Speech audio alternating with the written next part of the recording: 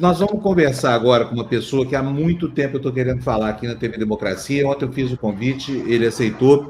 É uma pessoa que tem, com muita lucidez, descrito aqui o que é o Partido Militar. E nós vamos começar a entender o que é o Partido Militar, porque está aqui conosco o Coronel Marcelo Pimentel. Coronel, bom dia, bem-vindo aqui na nossa TV Democracia. Obrigado por aceitar o nosso convite. Coronel, bom, nós estamos muito assustados com o que nós estamos vendo aí no Brasil. Enfim, um presidente enlouquecido, como a gente vê todo dia produzindo cenas aí de um filme de terror, agora hora atacando, sempre ataca os frágeis, né? Os pobres, os miseráveis, faz troça de gay, e, enfim, ataca mulheres a cada oportunidade. Eu gostaria de saber do senhor como é que pode um troglodita master desse, de repente, receber o apoio que tem recebido das Forças Armadas, que, inclusive, negaram ontem, pela segunda vez, a abertura dos dados do Pazuello, no processo em que ele foi absolvido e acabou sem punição nenhuma por aquele ato de indisciplina, né? Que não se coaduna com o regimento do estamento militar. Bem-vindo aqui, a palavra é sua. Bom, antes de responder, já que você falou em regulamentos e punições não aplicadas, as expressões do meu pensamento aqui estão amparadas pela Lei 7.524, de 86, que garante ao oficial da reserva a livre expressão do seu pensamento sobre temas de natureza política, ideológica, histórica e de interesse público. Eu vou começar, Fábio, dizendo da minha vergonha e da minha indignação com o comportamento grosseiro, mal educado, para dizer o mínimo, do capitão do Exército, da Reserva, que exerce o cargo de presidente da República no dia de ontem, né? E quero deixar muito claro que não se aprende isso na academia militar ou em qualquer escola de formação de oficiais ou de praças do Exército, da Marinha ou da Aeronáutica. Realmente causa indignação muito grande a mim e verdadeira vergonha por ele ostentar o mesmo um posto hierárquico relevante que é o de capitão do Exército, ainda que na reserva. Mas a minha infelicidade não é em relação a ele, porque todos nós, da minha geração, eu sou formado nos anos 80 na AMAN, e da própria geração do capitão Bolsonaro, sabíamos que ele era assim, que ele se comportava dessa forma. O Brasil não sabia tanto porque ele não tinha, como parlamentar, uma relevância que o colocasse em exposição frequente, como acontece agora, já que ele ocupa o cargo mais importante do Poder Executivo. Então, o que me causa indignação, exatamente, é que a minha geração, sabendo disso tudo, a minha geração dos anos 80, e principalmente a geração dos anos 70, a dele, contribuiu decisivamente para a eleição do capitão, associando a imagem, as suas imagens pessoais, mas também a imagem da instituição, porque o militar na ativa ou na reserva carrega a imagem, carrega a farda por debaixo do traje que ele usa, contribuíram para a eleição dele, associando-se como cabos eleitorais, se comportando ativamente em termos políticos, muito além daquilo que sempre fizemos ao longo desses 30 anos de democracia, e participaram do seu governo, inclusive em quantidade, em amplitude e profundidade impressionante. Eu costumo dizer que os meus colegas da minha geração, na reserva, mas também na ativa, ocupam cabeça, tronco, membros, entranhas e alma desse governo. Por isso que eu digo que é um governo militar, capitão, general como os principais líderes, mas também vários outros em primeira linha na administração direta e indireta do governo. O conceito de partido militar que eu apresento, e muitos se opõem a ele simplesmente pelo nome, mas às vezes sem analisar o conceito, é herdado de outros cientistas políticos. Eu simplesmente faço uma releitura e uma reinterpretação sobre o fenômeno atual, que é a recidiva desse grupo coeso, hierarquizado, disciplinado, informal, evidentemente, com características autoritárias, ficou muito evidente ontem, e com pretensões de poder, até de natureza hegemônica, que é dirigido agora pela geração formada na AMAN nos anos 70, que são os companheiros de Bolsonaro e generais que assumiram ao longo dos últimos 10, 15 anos a direção do Exército e estão assumindo a direção do nosso país. Então, é esse grupo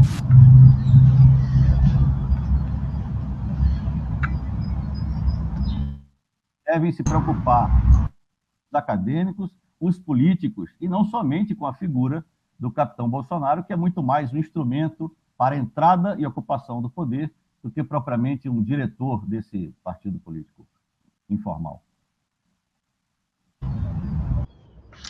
Bom dia, coronel. Obrigado pela satisfação de entrevistá-lo outra vez.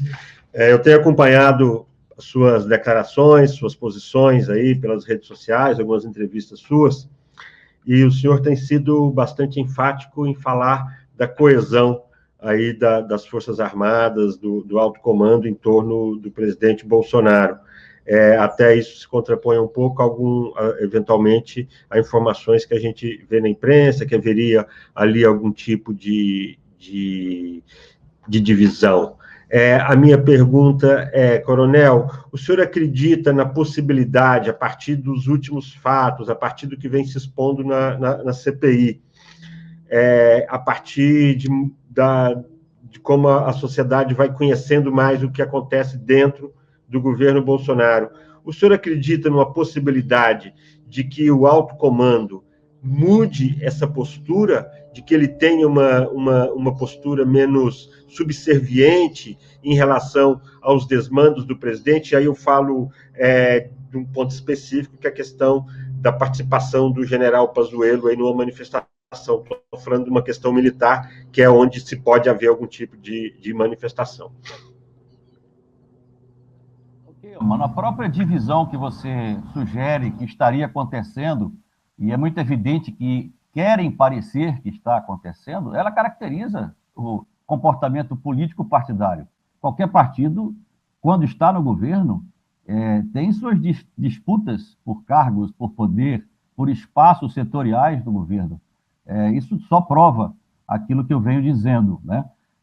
Mas eu acredito que são muito mais aparentes essas distensões, com a finalidade de manter-se no poder, tanto com o Bolsonaro, pela situação, quanto por uma possível frente ampla que ainda não encontrou um nome popular com consistência que garanta a ida para um segundo turno. Então, vai depender da composição do processo sucessório, da situação e da oposição, a forma como esse grupo político, este partido militar, vai atuar. Com relação o que o alto comando pode fazer, já deveria ter feito há muito tempo. Eu fico também, às vezes, impressionado como se vende narrativas que são muitas vezes oriundas desses generais que estão no Planalto, e em relação, por exemplo, à demissão dos comandantes militares em março e do ministro da Defesa, como uma reação a uma tentativa, até hoje não se sabe se é de golpe, se é de interferência, se é de uso das Forças Armadas ilegalmente.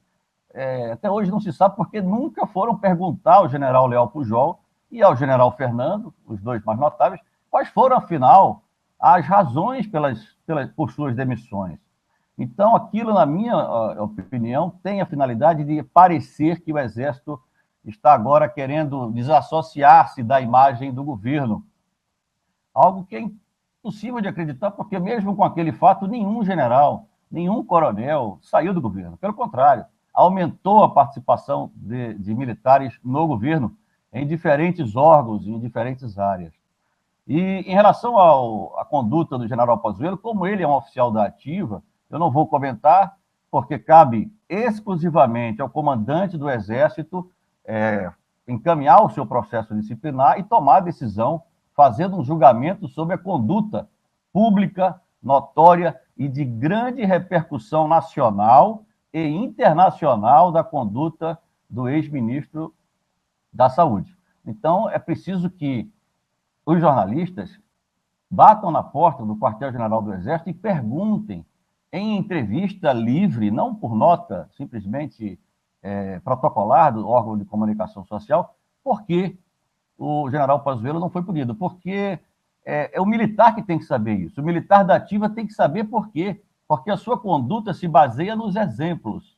Então, a partir de agora, o militar da ativa poderá ir numa manifestação contra o presidente da República Se um general da ativa pode ir numa manifestação a favor e manifestar a sua opinião pessoal em favor do presidente, por que um militar da ativa, nas mesmas condições, não pode fazer o mesmo no sentido inverso, né? Então, está confuso. O público interno não está entendendo o que é que pode e o que é que não pode. E não adianta colocar a culpa no presidente.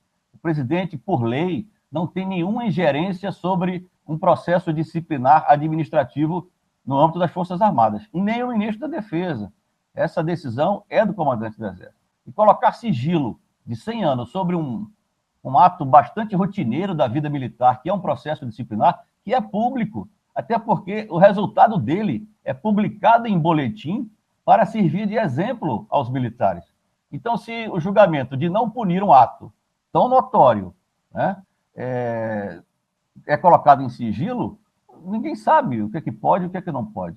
Então, a responsabilidade por voltar ao nosso lugar institucional, afastado da política e, em consequência, afastado de governos, é do comando da instituição. A minha preocupação não é mais com este comando, com esta geração, a minha geração, que hoje ocupa o cargo de general de divisão na ativa, e daqui a 2 anos vai estar no alto comando dirigindo o Exército. Essa geração já demonstrou que não entendeu o seu lugar institucional, que nós construímos ao longo dos 30 anos, junto com a sociedade civil. A minha preocupação é com as novas gerações de cadetes, de tenentes, de capitães, que estão vendo o exemplo do seu chefe. Será que daqui a 30 anos eles vão repetir esse general de fora, interferindo no cenário político nacional de... Talvez tenham feito isso agora pelos exemplos dos anos 70, em que eles viam os seus chefes chefiando politicamente o país e conduzindo um regime autoritário que eu chamo, sem nenhuma dúvida, de ditadura e inaugurada por um golpe militar. E até hoje, meus caros, as ordens do dia dos comandantes militares, assinadas e divulgadas ao público interno como ordem, porque dizem que aqueles eventos, o golpe e a ditadura, são, aspas, marcos da democracia. Se não mudar isso, não haverá como evitar que essa semente que está na cabeça do tenente ou do capitão germine ao longo da sua ascensão profissional e daqui a 30 anos, de novo, vão aparecer militares saindo do seu lugar institucional e ocupando espaços que não devem. Podem, mas não devem, pelas lições da nossa história. Coronel, bom dia. Coronel, Beli, só um minutinho. Coronel, eu vou pedir para o senhor para retirar o fone, para tentar, porque o volume do áudio do senhor está muito baixo. Isso, vamos ver se melhorou. Fala para nós. Melhorou agora? Nossa, outra coisa. Está ótimo. Melhorou. Vai, Beli. Vai lá, Beli. Bom dia, Coronel. Eu queria a avaliação do senhor em relação à relação desse partido militar com o Bolsonaro, né? O Bolsonaro trouxe o partido militar para o poder ou o partido militar procurou o Bolsonaro, fez uma aliança e conseguiram chegar ao poder? Existe essa... Qual é a avaliação do senhor em relação a isso? Eu concordo com, Isabelle, bom dia, eu concordo com a sua segunda proposta. Vou chamar partido militar para não chamar grupo coeso, hierarquizado, disciplinado. Esse grupo buscou o Bolsonaro, mas não foi em 2018, como se tem a impressão. Essa busca foi ao longo da ascensão profissional na carreira da sua geração. Aquela geração que em 1988 era capitão e ficou quieta para poder ascender na carreira, evitando associar-se com o capitão, que era proibido pelo comando do Exército de entrar nos quartéis, porque ele fazia exatamente o que ele está fazendo hoje, fazendo política dentro dos quartéis, desbordando a cadeia funcional de comando, que é ela a cadeia funcional de comando, que tem que fazer as reivindicações na forma da lei, das pautas corporativas, das pautas de defesa, de interesse individual do militar, de interesse coletivo. Então, ele sempre fez isso. Por isso, ele era proibido nos anos 90, enquanto eu era capitão, de entrar nos quartéis. Então, foi essa geração que, a partir de 2002, 2003, de coronel foi promovida a general e passou a um processo de reabilitação lenta daquele capitão que saiu pelas portas dos fundos do Exército Brasileiro. Como o general Figueiredo saiu em 85, arrastando os militares para longe da política. Em 2014, 2013, quando essa geração chegou ao alto comando, ou seja, foi promovido à 4ª estrela, general de Exército, Então, passaram a utilizar o deputado Bolsonaro como a sua candidatura.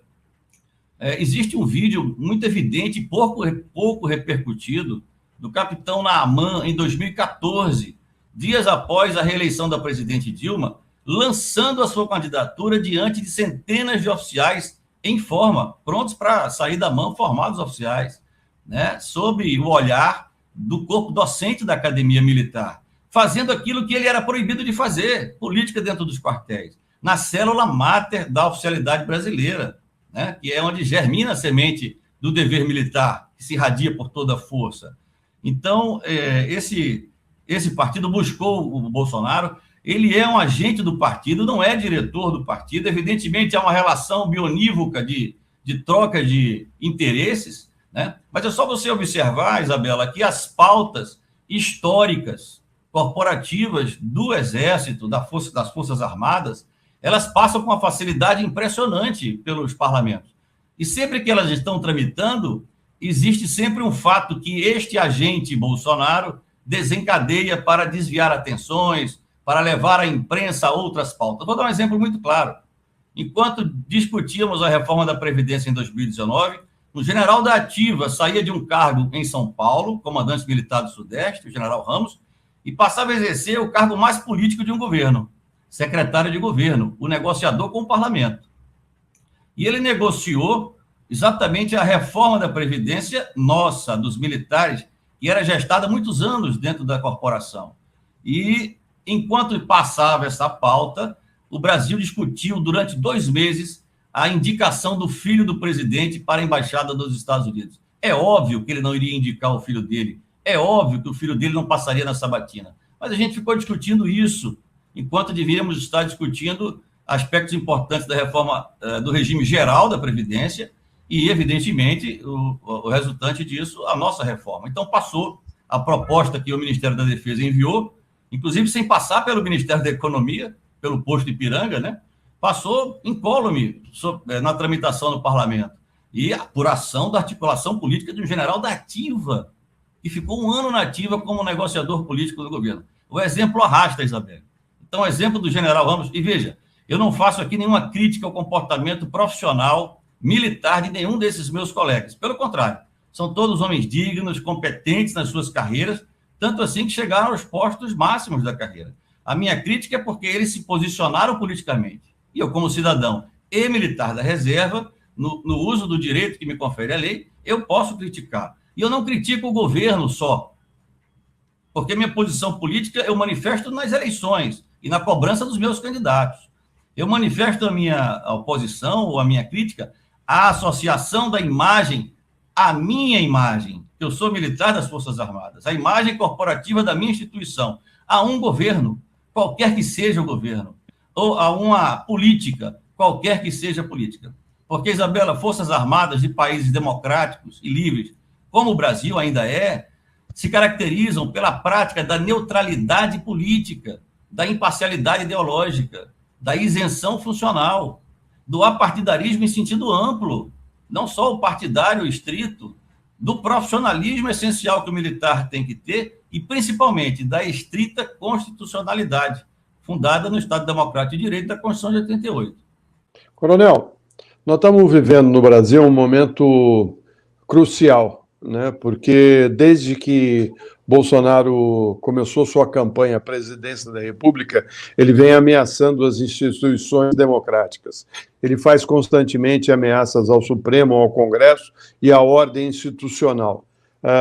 Ele tem feito um governo que é negacionista e que levou o país a uma tragédia sanitária jamais vista, não só no Brasil, mas como no mundo, né? Ele é exemplo de tudo que há de pior, né? O Brasil hoje é um pária no mundo. A imagem do Brasil é péssima, né?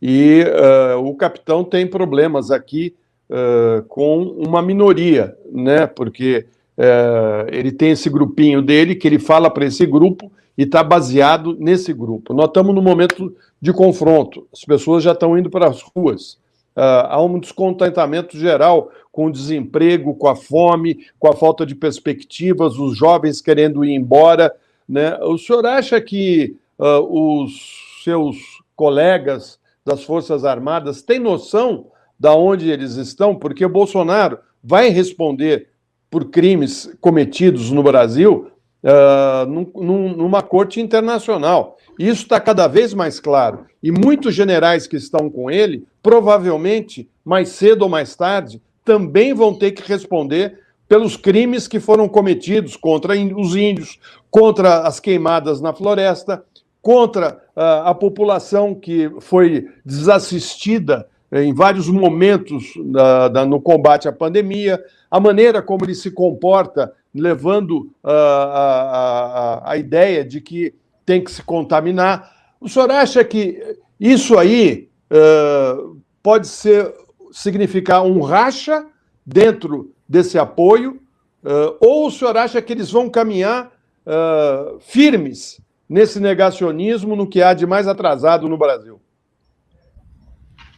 Florestan, a sua pergunta é muito boa. A resposta poderia ser até mais profunda se tivesse mais tempo, mas você mostrou muito bem um motivo pelo qual as Forças Armadas não podem estar associadas a governos.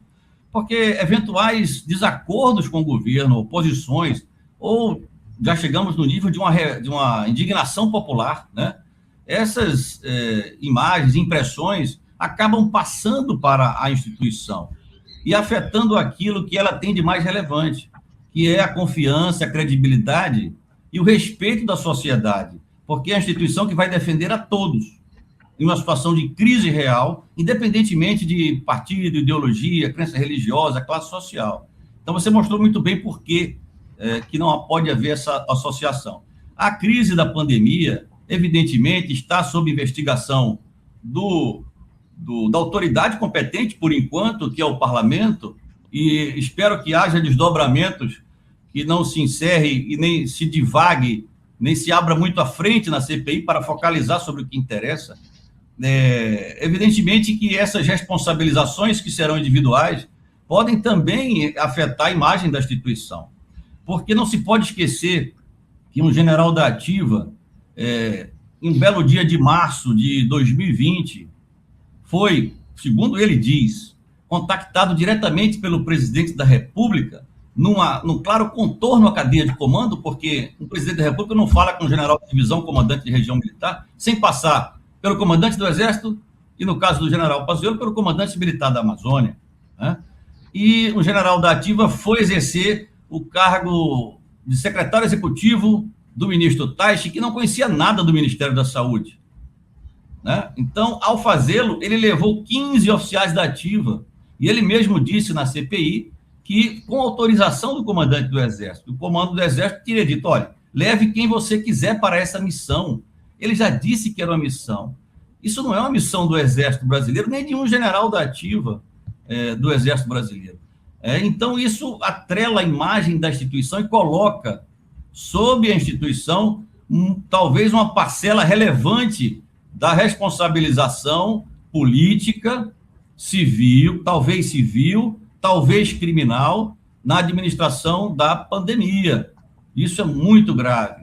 E a responsabilidade não é só do general Pazuello, que aceitou, porque é um ato voluntário. Ninguém é obrigado, senhores, a aceitar um cargo. Nenhum militar na ativa é obrigado a aceitar qualquer cargo fora da força, fora das suas atribuições. Se o fez é porque quis.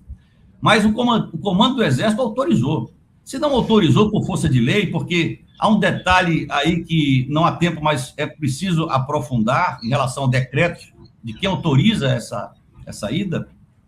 Se não autorizou, pelo menos não discordou em 2020, em março do ano passado, e não agora em março de 2021, como se tenta vender.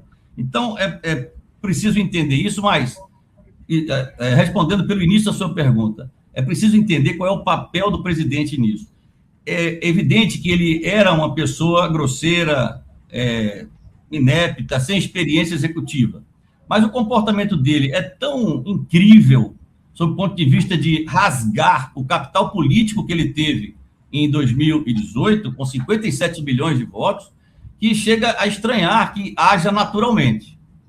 Então, me parece que ele age como um fator que permite tanto um aumento da confiança do seu vice-presidente em substituí-lo ou controlá-lo, e também permite que outros militares que saíram com a pecha de humilhados em 2019 do governo possam continuar sob os holofotes criticando o Bolsonaro, né, e ser, digamos assim, iscas para atrair atenções, por exemplo, da Frente Ampla, que busca um nome que consiga resolver este problema da colocação dos militares em seus devidos lugares.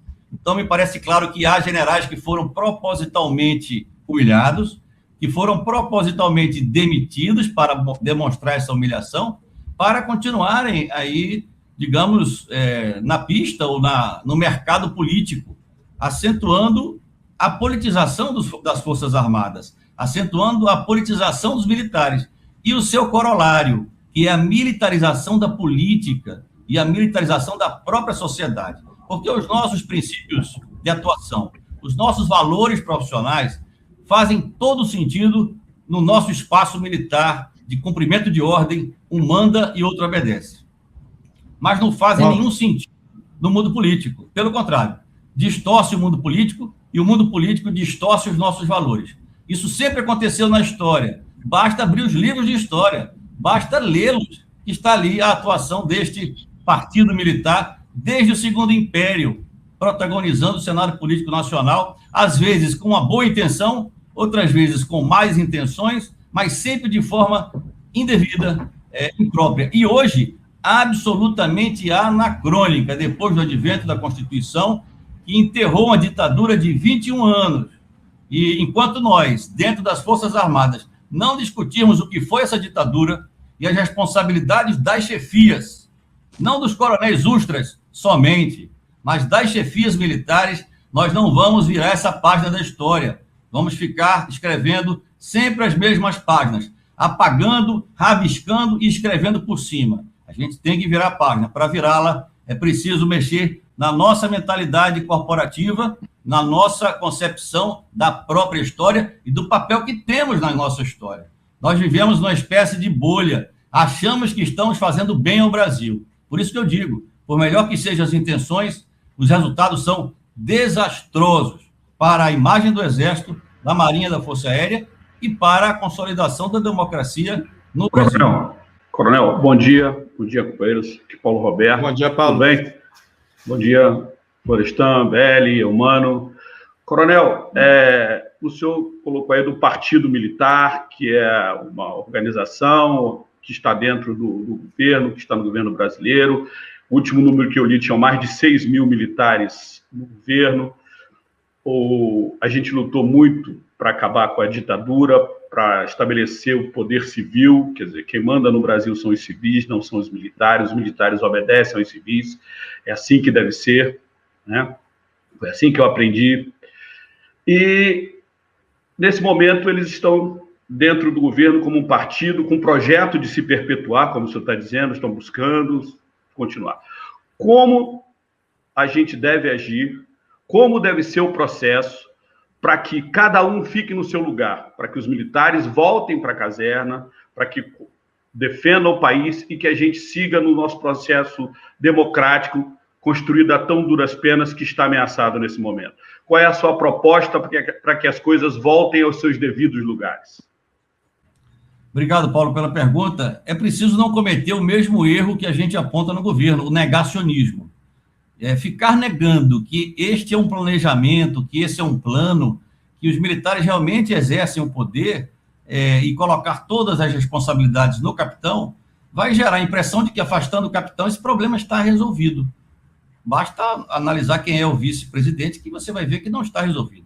É até possível que, num processo de dissimulação, ele empreenda, em caso de afastamento do presidente, uma reforma ministerial, traga um Moro de volta, reconquiste os votos dos lavajatistas, etc. Né?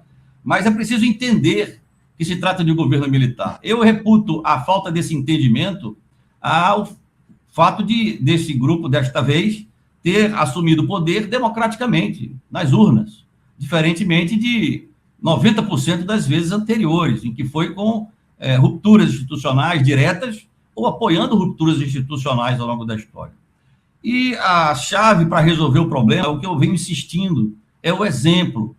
Porque numa instituição militar, a palavra pode convencer, eu posso falar 1000 vezes a mesma coisa, mas é o exemplo da minha conduta. A política não é de oposição ao governo, ou de apoio ao governo, é a política no sentido amplo, a partidária no sentido amplo. É esse exemplo que vai arrastar e vai resolver o problema. Porque, veja, durante 30 anos o artigo 142 era o mesmo, e não houve nenhum problema maior de posicionamento político indevido das Forças Armadas, porque as suas lideranças entendiam e praticavam aqueles princípios que eu elenquei aqui quando eu respondi a Isabela. Então, é um exemplo. Se esse exemplo não vem dos militares, e para mim está claro, lamentavelmente, que a minha geração, por diversos motivos, eu não vou aqui estender, né, não entendeu, talvez esteja condicionada por outros exemplos. Opa. Caiu, Fábio. Fábio, seu áudio. Olha, está aqui o coronel, então eu vou fazer a minha pergunta aqui. Ô, coronel, não, caiu não, fui eu aqui que errei. Coronel, deixa eu fazer uma pergunta para o senhor. Eu estava falando aqui, enquanto o senhor estava com a conexão derrubada aqui, eu gostaria de entender isso que o senhor vem denunciando, que é a existência de um partido militar. Ele tem a organicidade de um partido clássico e mais. O que é causa e o que é efeito? Bolsonaro é o cavalo de Troia do partido militar ou o partido militar é o cavalo de Troia do bolsonarismo? Como é que funciona essa injunção? Vou só terminar de responder ao Paulo. Se o exemplo não é suficiente, eu vou usar uma frase do general Mourão, dita na ativa, numa maçonaria, numa loja maçônica, que se o poder político não resolver isso, a gente vai ter que impor isso. Então, senhores, se os militares não entenderem a sua posição, os senhores vão ter que impor isto. Em 2022, quando forem avaliar as candidaturas, e não só para o governo federal, porque o Partido Militar não atua somente no Executivo Federal. Existem várias outras candidaturas em gestação. Eu vejo, os senhores não veem porque eu tenho um contato ainda com a ativa e com a reserva e sei que estão se montando muitas candidaturas para alargar esse poder. Então, os senhores vão ter que impor isso. Nós vamos ter que impor isso em 2022. Mas foi muito bom, muito feliz o uso da expressão cavalo de Troia, Panúzio, porque demonstra a variação dos papéis do Bolsonaro. Ele sempre foi o que eu chamo, com todas as aspas, aqui é uma opinião de natureza histórica, política, de interesse público, sobre o papel político do presidente, não sobre a sua pessoa. Ele sempre foi um estorvo para o Exército, ao longo da minha ascensão profissional, até o posto de major, tenente-coronel, quando eu comecei a perceber uma mudança na habilitação dele para entrar em quartéis e ter uma interlocução com os militares. Depois, em 2014, 15, ele foi transformado dentro dos quartéis, não só os quartéis de pedra e cal, mas principalmente nos quartéis virtuais das redes sociais, no mito, exatamente reabilitado como de militar indisciplinado para um militar que poderia ser chamado por aspirantes na AMAN em 2014 de líder em coro. E em 2018 eleito, ele passou a ser o cavalo de Troia, exatamente como você colocou, permitindo que entrassem no governo toda a sua geração. E a geração de generais chamou a geração de generais de brigada, que chamou a geração de coronéis, que chamou a de tenente-coronéis e assim por diante, uma estrutura verdadeiramente hierarquizada. E depois do governo, depois de servir como cavalo de Troia, ele passou a ser esse espantalho, que eu já me referi aqui, por exemplo, a tramitação de algumas pautas corporativas do Partido Militar, entre aspas, né? E em algum momento na pandemia, poderíamos aprofundar porque ele passou a ser, de novo, estorvo, e eu uso uma expressão muito popular do Big Brother, eu sou pernambucano, aqui do Recife, e a gente usa a expressão basculho, exatamente para se referir a uma parte dos dejetos, dos detritos que não conseguimos colocar no lixeiro, porque são aqueles pequenininhos que colocamos ali e ficam esquecidos. E hoje ele está funcionando como uma espécie, entre aspas, de basculho. Esse é o seu papel e é essa a sua utilidade. Esse basculho hoje serve para justificar a saída de generais, coronéis do governo e a formação de frentes de oposição ainda militar em relação ao governo. E a gente vê a naturalização disso como se fosse normal o militar ser um ator político. A gente vê manchete em jornais dizendo militares da reserva estão buscando uma nova candidatura de centro. Isso não é admissível. O militar da reserva, coletivamente, não tem que ficar buscando candidatura de centro. O papel do militar nas eleições, como qualquer cidadão da reserva e da ativa. Então, esse papel vai sendo mudado de acordo com a necessidade, como uma verdadeira operação militar em que buscamos iludir o inimigo para obter vantagem quando formos atacá-lo ou quando ele vier nos atacar, encontrando uma defesa forte. É isso que acontece, Panúzio, em relação ao papel do presidente. É óbvio que esse partido não é organizado formalmente, ele é informal, e a sua força é exatamente desta informalidade. Porque não se admite, é ilegal, é irregular que haja um partido militar, né, formalmente constituído, com digamos, uma cadeia paralela de reivindicação militar. Isso não combina com a ética militar. Mas é exatamente isso que acontece. Ele é informal, é forte, está organizado e vai se ampliar em 2022 se nós não entendermos esse grupo como um grupo grupo político. Todo partido quer o poder e todo partido quer manter o poder conquistado. Ele já tem o poder. Estão pensando em mantê-lo, ou na situação, ou pela oposição. É bom ficar atento. Bom, gente, é o seguinte, não dá mais tempo para fazer perguntas. Eu vou convidar o coronel para uma outra entrevista, porque o assunto é inesgotável. Falta saber como é que as Forças Armadas admitem, por exemplo, né, uma relação assim de quase que de coabitação com milícia, essa coisa. Mas, coronel, o senhor vai voltar aqui de novo. Nós gostamos muito da sua entrevista, nós queremos saber mais do senhor, porque nós temos muita dificuldade em capturar o pensamento e fazer uma crítica balizada dessa questão militar no Brasil. Eu agradeço muito ao senhor e vamos combinar a próxima, quando o senhor puder, quando o senhor tiver agenda, tá bom?